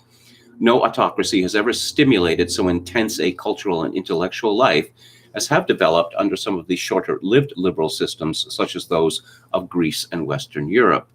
And in the selection of leaders by the autocrat and his immediate clique, favoritism and personal prejudice easily take the place of objective judgment of merit, while the method encourages sycophancy and slavishness on the part of the candidates. The liberal principle, conversely, stimulates more than the autocratic the development of varied social potentialities. At the same time, it by no means avoids the formation of closed cliques at the top, such as are usually found in autocracies. The mode of formation of such cliques is merely different. Quote, in order to reach high station in an autocracy, it is sufficient to have the support of one or more persons, and that is secured by exploiting all their passions, good and bad. In liberal systems, one has to steer the inclinations of at least the whole second stratum of the ruling class, which, if it does not in itself constitute the electorate, at least supplies the general staffs of leaders who form the opinions and determine the conduct of the electing body. Whatever their origins, the methods that are used by the people who aim to monopolize and exploit the sympathy of the masses always have been the same. They come down to pointing out, with exaggerations of course, the selfishness, the stupidity, the material enjoyments of the rich and the powerful, to denouncing their vices and wrongdoings, real and imaginary, and to promising to satisfy a common and widespread sense of rough-hewn justice, which would like to see abolished every social distinction based upon advantage of birth, and at the same time would like to see an absolutely equal distribution of pleasures and pains. Often enough, the parties against which this demagogic propaganda is directed use exactly the same means to combat it. When they think they can profit by doing so, they too make promises which they will never be able to keep. They too flatter the masses, play to their crudest instincts, and exploit and foment all their prejudices and greeds, unquote. The distinction which Mosca makes between aristocratic and democratic tendencies is independent of his distinction between the autocratic and liberal principles. Aristocratic and democratic, as Mosca uses the term, refer to the sources from which new members of the ruling class are drawn. The term democratic seems more suitable for the tendency which aims to replenish the ruling class with elements deriving from the lower classes, and which is always at work openly or latently, and with greater or lesser intensity in all political organisms. Aristocratic, we would call the opposite tendency, which is also constant and varies in intensity, and which aims to stabilize social control and political power in the descendants of the class that happens to hold possession of it at the given historical moment. In terms of this definition, there can be, as there have often been, in spite of common opinion to the contrary, autocracies which are primarily democratic in tendency and liberal systems which are largely aristocratic. The most remarkable example of the former is the Catholic Church, which is almost perfectly autocratic, but at the same time is always recruiting new members of its hierarchy from the masses. Hitler in Mein Kampf observes that the rule of celibacy compels the church to remain thus democratic in its policy of recruitment, and he concludes that this is the principal source of the church's strength and power of endurance. On the other hand, modern England during many generations was in many respects liberal, but by various devices preserved an aristocratic continuity in the membership of the ruling class. This was also the case in many of the ancient city-states which had liberal extensions of the suffrage to all citizens, but restrictions on eligibility to office which kept rule in the hands of a small group of families. Since all of us in the United States have been educated under democratic formulas, the advantages of the democratic tendency are too familiar to need statement. We less often discuss certain of its disadvantages or some possible advantages of aristocracy. To begin with, so long as the family remains, and in some form is likely to remain as long as we can foresee, the aristocratic tendency will always be asserting itself to some degree at least. It too accords with ineradicable human traits, with the fact that since a man cannot help all other men equally, and since all cannot prosper equally, he will prefer as a rule that those should be favored toward whom he feels some special attachment. A revolutionary movement ordinarily proclaims that it's aimed to do away with all privileges of birth, but invariably, once it is in power, the aristocratic tendency reasserts itself and a new ruling group crystallizes out from the revolution. It is not so certain, meantime, Mosca adds, that it would be altogether beneficial to the collectivity to have every advantage of birth eliminated in the struggle for membership in the ruling class and for high position in the social hierarchy. If all individuals could participate in the scramble on an equal footing, struggle would be intensified to the point of frenzy. This would entail an enormous expenditure of energy for strictly personal ends, with no corresponding benefit to the social organism, at least in the majority of cases. On the other hand, it may well be that certain intellectual and especially moral qualities which are necessary to a ruling class, if it is to maintain its prestige and function properly, are useful also to society, yet require, if they are to develop and exert their influence, that the same families should hold fairly high social positions for a number of generations. Burnham concludes, the fact of the matter, however, is that both of these tendencies, aristocratic and democratic, are always operative within every society. The heavy predominance of one of them is usually the occasion or the aftermath of a period of rapid and often revolutionary social change. And tomorrow I'll return to Burnham and discuss the best and worst governments. So I'm going to be moving on to Music Monday shortly, where I will discuss the War of the Romantics. But let's go to the chat. Okay.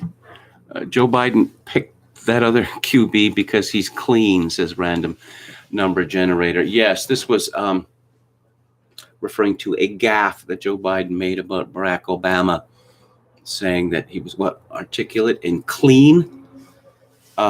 Yes. Okay. Random number. Okay, I guess that seems to be the latest in the chat. So let's talk about the War of the Romantics. What the War of Romantics was a battle in serious or classical music about its future after the death of Beethoven. Beethoven was seen, he died in 1827. Beethoven was recognized as a revolutionary force in music, and that it was believed that music could not be the same after Beethoven. But the division was largely between one camp, the so-called conservatives, who believed that Beethoven represented an ideal which could not be bested. And on the other hand, you have the group represented by Franz Liszt and Richard Wagner, Hugo Wolf and others, which believed that music would change, progress, if you like. So it's difficult for us who have been familiar with both the conservatives, such as Brahms and Schumann and Mendelssohn, and we're also familiar with Liszt, Wagner, to imagine just how fierce this battle was, because you have the conservatives pointing to the music of the revolutionaries, if you will, and saying that this is not music. This is intolerable noise. Brahms didn't write his first symphony until he was very well established. And there's a reason for that. And the reason is there was a school of thought at the time that there shouldn't be any more symphonies because, it ends with Beethoven. Can't beat Beethoven, so leave the symphony alone and use other structures. Indeed, Brahms's first symphony was very quickly nicknamed Beethoven's 10th, and Brahms was quite delighted by this. I mean, others might have thought that such a description was patronizing or even insulting, but not Johannes Brahms. One of the major disputes in this war was over what they call program music, that the conservatives believing in absolute music. Now, of course, Mendelssohn wrote program music, the Hebrides Overture, Calm and Prosperous Voyage. And what is Beethoven's Ninth Symphony but program music? The Ode to Joy in the fourth movement. I don't know. I've long believed with Glenn Gould. I don't like Glenn Gould's piano playing, but he was a very interesting writer on music and other things. That his opinion of Beethoven's Ninth Symphony was, I don't understand what Beethoven was getting at here. And I don't know. I mean, Beethoven with the Ninth Symphony, we suddenly have this problem of gigantism in music. That when the CD came out, it was designed to have enough room on it to contain all four movements of Beethoven's ninth. So, performances run anywhere from 60 to 75, close to 80 minutes. And throughout the 19th century, you see music getting longer and longer and longer, and I suppose reaching its conclusion with Gustav Mahler, with his Symphony Number 8, the so-called Symphony of 1,000. That it lasts a very, very long time. And also, it is very, very strange because the first half is based on a Veni Vini Creator Spiritus, a Latin piece from the Middle Ages, and the second half is based on the closing scene from Goethe's Faust. Again, one might ask, what exactly was Mahler getting at there? So there were a lot of musical newspapers in those days. People were great newspaper readers. And much of this dispute took place in newspapers. And the most influential critic at the time was a man called Eduard Hanslick, who lived from 1825 to 1904. And he was the great champion of Brahms. And it turns out that now we know that that Hanslick, he was a cynic, that he didn't particularly like Brahms. He just thought it was useful to his career, which it was, to be in front of this. And it could just, taken for granted that that the music of the conservatives would be lauded by Hanslick, and the so-called music of the future would be denounced by him. And Hanslick wrote a book in 1854 called Vom musikalisch Schönen, on the musically beautiful. And he laid down the law on this.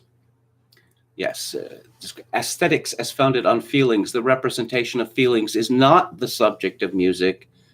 The essence of music is sound and motion, analysis of the subjective impression of music, an aesthetic hearing as distinguished from a pathological hearing of music, music in its relation to nature, form and substance as applied to music. I don't know. It seems to me that music can be about anything, really. I mean, certainly it took an enormous amount of hubris to write a book saying that music is this and it is not that. And, music is not about feeling. Well, oftentimes it is about feeling. And certainly there's a lot of feeling in Beethoven's music. No question about that. Franz Liszt, who I guess was seen as the leader of the new German music, he had been enticed to come to Weimar, where he was in charge of the court music.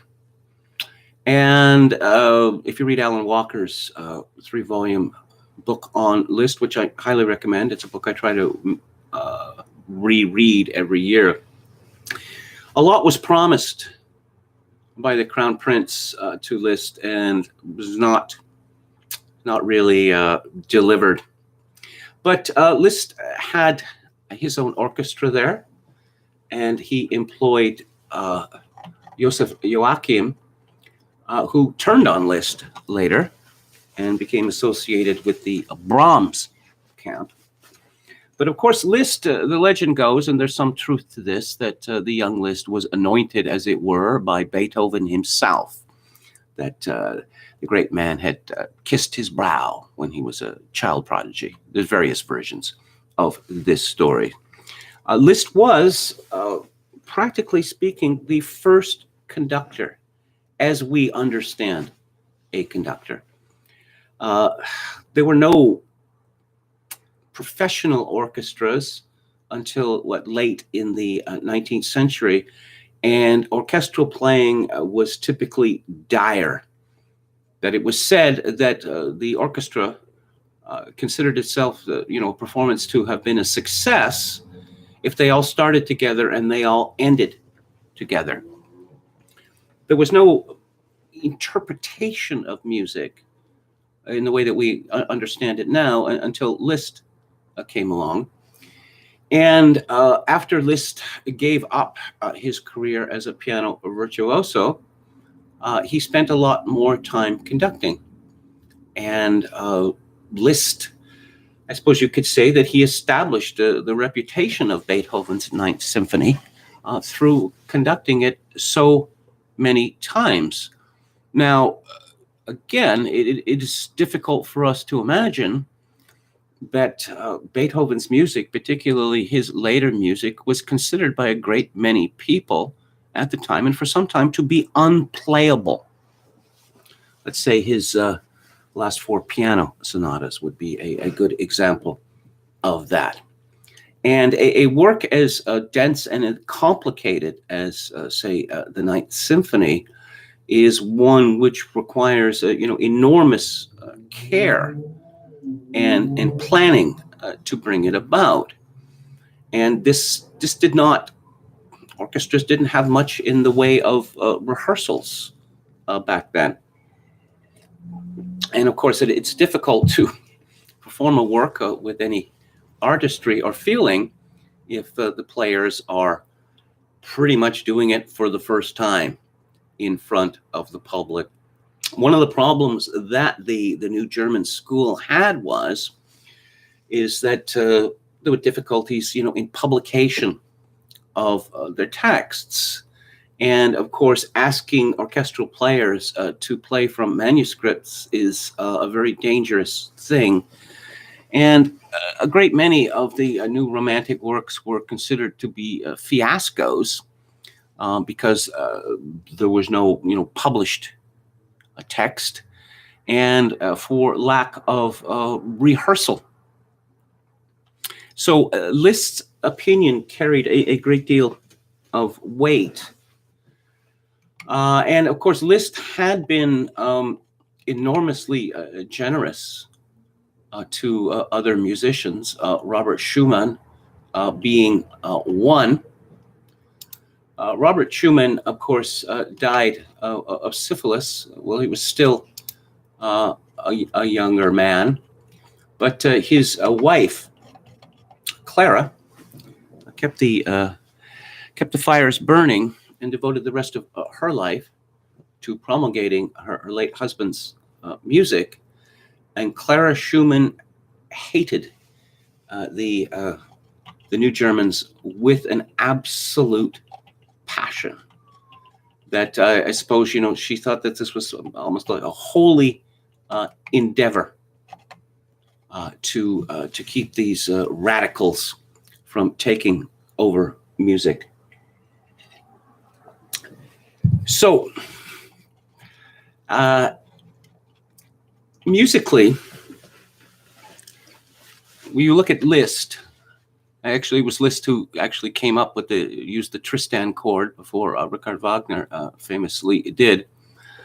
He saw music as consistently evolving.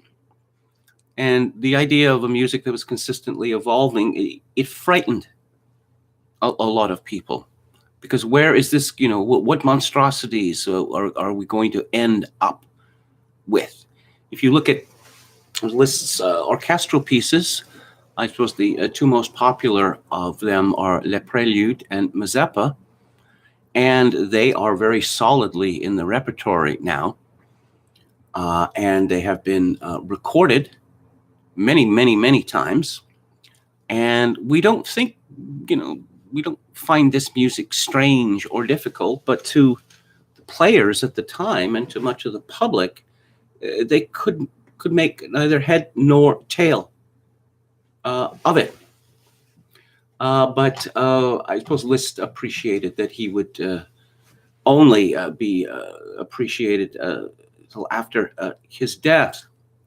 And of course, you see someone like Schoenberg.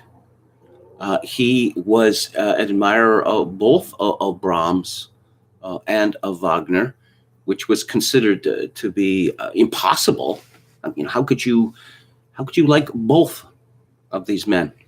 But it's the sort of thing that we simply take for granted now.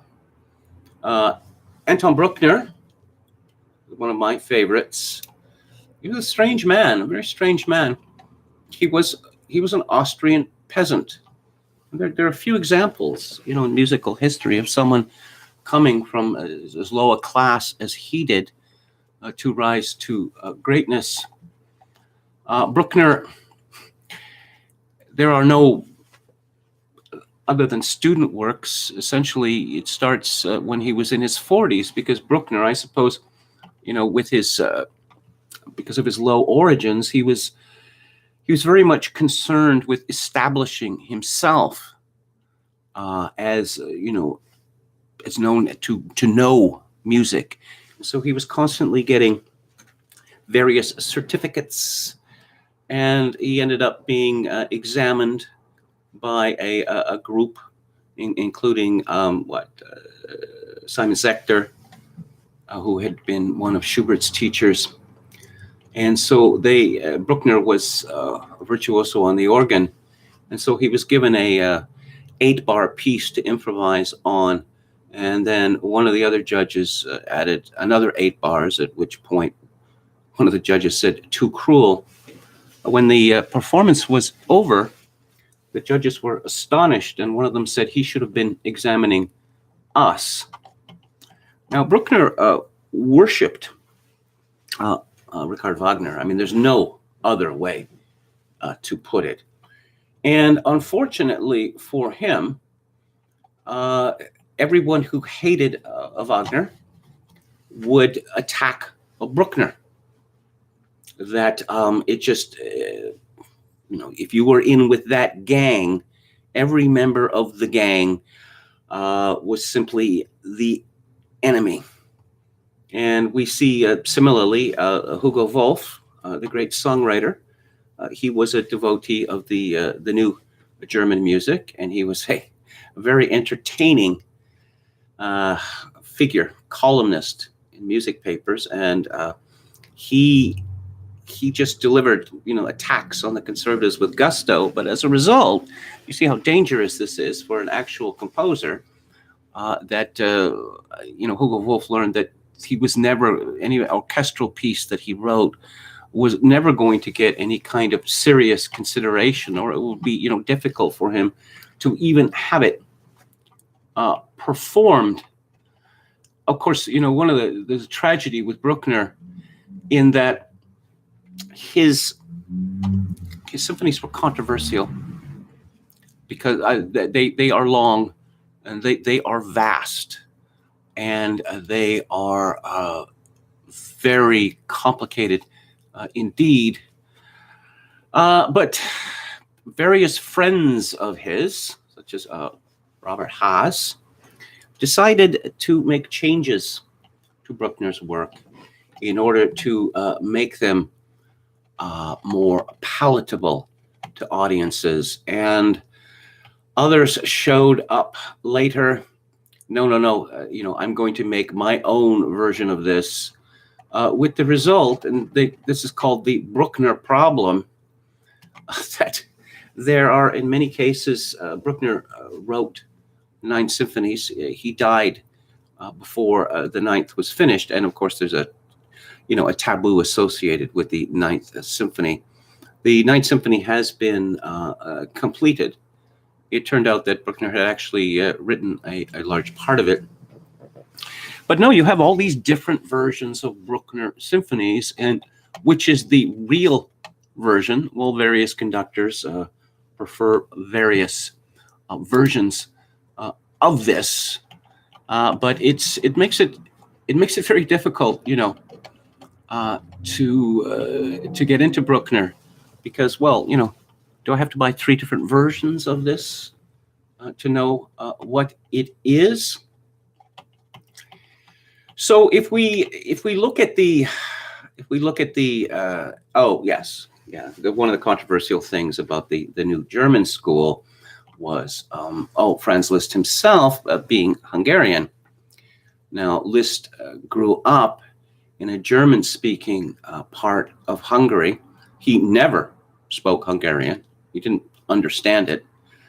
And of course, as a boy, Liszt was translated to Paris, and French became his language for the rest of his life. Although he still understood German, he was no longer fluent in it, and he knew some English and Latin as well.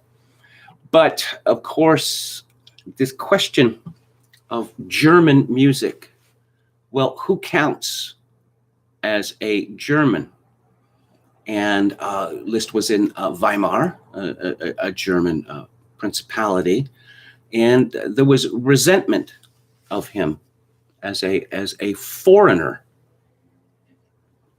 Richard Wagner, of course, was devoted to the making of a particularly German form of music, and he had very strong views about this. I don't know. It was unnecessary for him to get into this kind of controversies.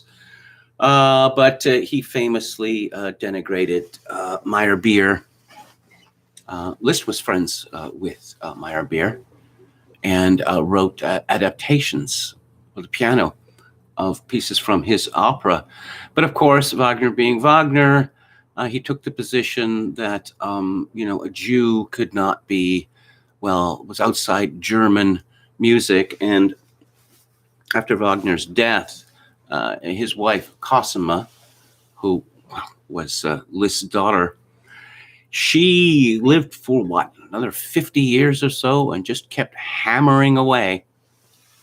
She was a much more noxious woman than her husband. If you read her diaries, which I have, it's really rather remarkable that a woman could be filled with so much rage for so long. On the other hand, certainly the Bayreuth Theater and the Wagner cult, it would have expired without her heroic efforts.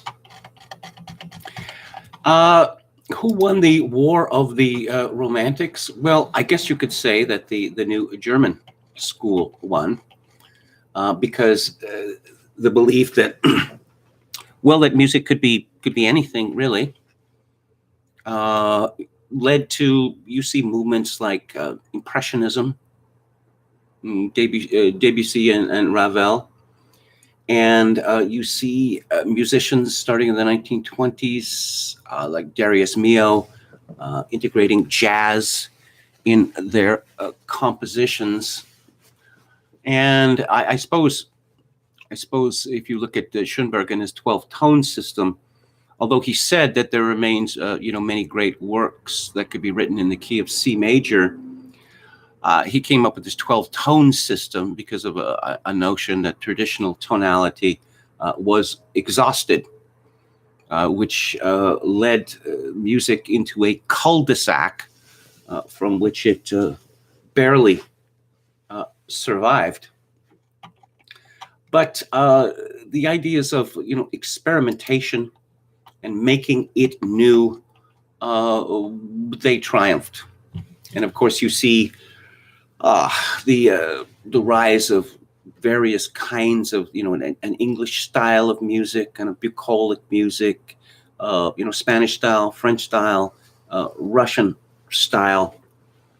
And from, I don't know, if you look at Beethoven's death, 100 years after Beethoven's death, I mean, the musical scene is just that people in 1827 would simply not have understood any or hardly any of the music. I mean, you don't even have to be as radical as, say, early Stravinsky. So those are my thoughts on the War of the Romantic. Oh, let's see. Visionary Companion. Someone's talking about Eric Satie. A strange man. Very strange man. Someone calling himself Adolf says, why so many Jewish conductors of white European composers' symphonies? Well, they're good at it. There's one reason. Cosima Wagner. Wagner was, she wasn't going to let her prejudice blind her to hiring Hermann Levy as conductor of her late husband's work at Bayreuth. Okay, is someone listing a URL here? Bruckner was considered a country bumpkin by Vienna's elite. I suppose he was a country bumpkin. I'm trying to remember the name of the Hans von Bülow, who was Cosima's first husband, and a piano virtuoso and great conductor.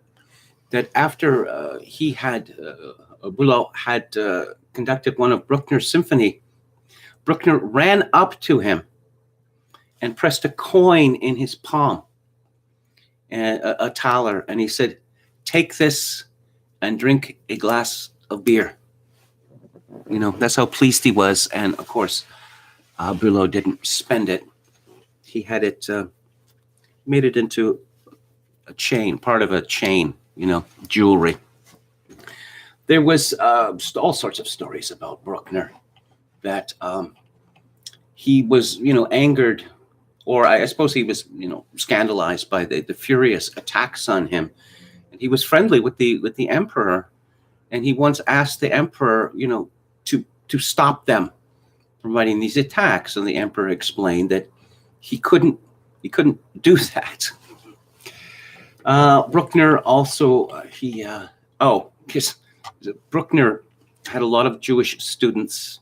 Mahler was one, and whenever he was introduced to a Jewish student, he would say, "Do you really believe the Messiah is not yet come?" And he just said this, in all credulity. He wasn't, attempting to insult them. He was just genuinely surprised. Let's go to the video. No, I haven't seen the video. Mediahead says there are good specific pieces and movie soundtracks to check out, but there should be around 5 composers you should study and listen to them, all such as Beethoven, Mahler, maybe Bruckner, etc. Matt Beck says Beethoven's inclusion of a doggerel poem in the 4th movement of the 9th Symphony was a ridiculous mistake by a great man. The Pastoral Symphony is also on Disney's Fantasia soundtrack, says Media Hits. When Fantasia was re-released, Disney has this thing called the Vault. And they're constantly taking movies out of circulation, both from theaters and from, DVD and Blu-ray release in order to, boost anticipation. And so Fantasia was brought out in a restored version, one in the 1990s. And I took my children to see it. And the movie seemed to last forever. Apart from and just a lot of the visuals are just grotesque, purple hippos and the like. I mean, the Sorcerer's Apprentice scene is quite good, but I can't say that I like the rest of the movie. Again, it just seems to go on forever. Okay. Was someone talking about Aldo Cicciolini? Okay. I was banned on Twitter. I'm banned on Twitter right now, says Jason Bryan. Jean-Yves Thibodeau, yes, a well-known French pianist. He's anti-abortion, The reason being that apparently his mother was considering it. She was pressured to do it, and she decided against it. And he's grateful for that. So what is coming up later in the week? Yes, the movie on Theater Thursday is Charlie Varick, directed by Don Siegel from 1973. And Charlie Varick has come out. It was available for years, kind of a crummy British edition. It is now out on Blu-ray, and it looks tremendous. February 18th, 12 O'Clock High by Henry King from 1949. Dean Jagger won a Best Supporting Actor Oscar for this film. On February 25th, Michael Curtiz's film from 1945, Mildred Pierce, starring Joan Crawford. And it's a lot about capitalism in this film, which of course is based on the James M. Cain novel, Worker versus Parasite. That's something that's explored in Mildred Pierce. And on March the 4th, Michelangelo Antonioni's 1966 film, Blow Up, his first film in English, which is one of the most visually dazzling movies that I've ever seen. Plus, it has lots of beautiful women in it, which is always, I like that. I like that. That's not enough to make a movie watchable on its own, but it doesn't hurt. On the book club on February 12th, this Friday, I'm going to be talking about Apathy for the Devil by Nick Kent. Yes, back in the 70s when some rock critics were more famous than musicians. And does rock criticism still exist? I suppose it does, but rock critics in the 70s were influential. I suppose you could say in the 70s, film critics were influential as well. On February 19th, I'm going to be talking about Between Two Millstones, Part 2 by Alexander Solzhenitsyn, which is a description of the years he spent in America. On February 26th, no, it's not a conspiracy theory. This book actually exists. COVID-19, The Great Reset by Klaus Schwab. And on March the 5th, Helen Andrews' Excoriation of the Boomers. And coming up on Music Monday, let's see, next week, I'm going to be talking about Rock Managers, A Tale of Infamy. And February 22nd, Elgar and the Renaissance of English Music. March the 1st, Big Star, A Beautiful Losers. And on March the 8th, Joseph Haydn, A True Underdog Story. So that is the show for today. I'll be back on the air tomorrow. Oh, yes. Blow Up has the Yardbirds in it. And you see Jeff Beck smashing his guitar. And hilariously, it is not the kind of guitar that one would associate with Jeff Beck. It was actually mock-ups are made. And it's an archtop guitar of the type that Steve Howe later in Yes would play. Anyway, I'll be back on the air tomorrow at 4 p.m. Pacific, 7 p.m. Eastern. If you like the show or any part of it, I would appreciate it if you would click on the like button and subscribe to my YouTube channel if you have not done so already. If you would like to make a donation to this live stream, which would be exceedingly well appreciated by me at this particular juncture in my life, my PayPal account is linked to kevin_grace@hotmail.com. Once again, kevin_grace@hotmail.com. If you're Canadian, money can be sent directly via Interact at kevingrace@shaw.ca. And I shall leave you with this, as always, in these days of social atomization and civilizational collapse, I do dearly wish that you, my dear listeners and viewers, manage to form a kind of human connection in order to ease the burden. Good night.